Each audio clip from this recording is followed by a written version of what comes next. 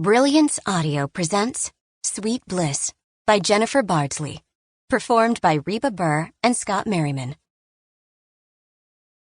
When Toby spotted the harbor seal, Julia knew that meant trouble. Her chocolate Labrador was a lot of things: loyal, affectionate, devilishly handsome, but clever wasn't one of them.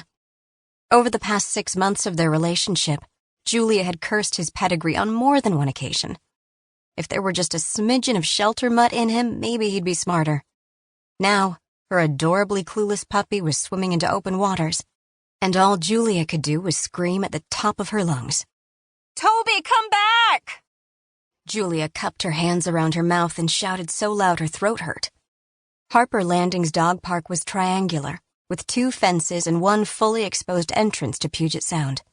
The Olympic Mountains glistened in the background, still capped with snow in the middle of June. Julia jogged to the edge of the icy cold water and called to her dog again. "Toby, come boy!" The Labrador didn't respond. He paddled furiously toward the harbor seal, which dipped below the surface again and again, only to reappear a few seconds later like a tantalizing prize. "What the heck is Toby doing?" asked a gruff voice. "He's got to be 100 yards away by now." George Feige, Julia's longtime friend and accountant, stood next to her with his Jack Russell Terrier Midas at his feet. "Toby'll come back. He's got to." Julia bit her lip and shielded her eyes with her hand. "Toby!" she called again. "Dumb dog," George muttered, but he added his vocal power and hollered Toby's name.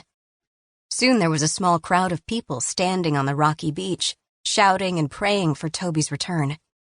Julia and Toby were dog park regulars, and this was Harper Landing, a small town north of Seattle where everyone might not know everyone, but they certainly knew Julia Harper, the great-great-great-granddaughter of the town's founder. Julia was also the 28-year-old owner of Sweet Bliss frozen yogurt, as well as half of Main Street. She was proud of Sweet Bliss, but the rest of her inheritance made her uncomfortable. "He's not turning back."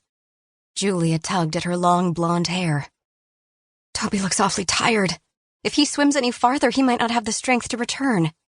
She reached down and unlaced her hiking boots. "What are you doing?" George asked. "I'm going after him."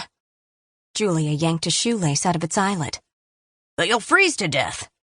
George grabbed the back of her fleece jacket. "That water's so cold it'll knock you senseless." "I don't have any other choice." Julia jerked out of George's grasp and stepped forward across the rocks in her wool socks. "You can do it, Julia," said Paige Lou, who owned Paige's Pages, the local bookstore. "I've seen you at the gym. You've got stamina." Julia wasn't so sure. She'd never been a strong swimmer. Back in elementary school, when she'd been on the summer swim team at the Harper Landing pool, her mother had told her she looked more like a beached whale than a contender. But if anything happened to her puppy, Julia would be devastated. "Toby," she called desperately. "Come back!" "There's a blanket in my van." George snapped his fingers and Midas's ears perked. "We'll go get it for when you come back."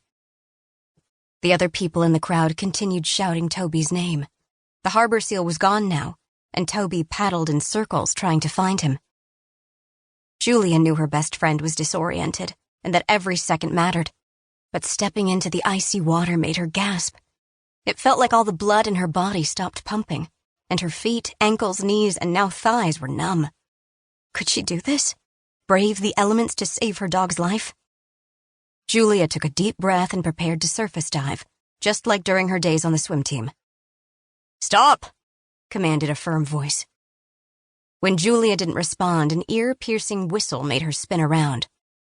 A tall stranger with broad shoulders and emerald green eyes that matched his shirt kicked off his shoes and charged into the water. His shirt's high-tech fabric clung to his pectorals, and his running shorts billowed up like floats before sticking to muscled quadriceps.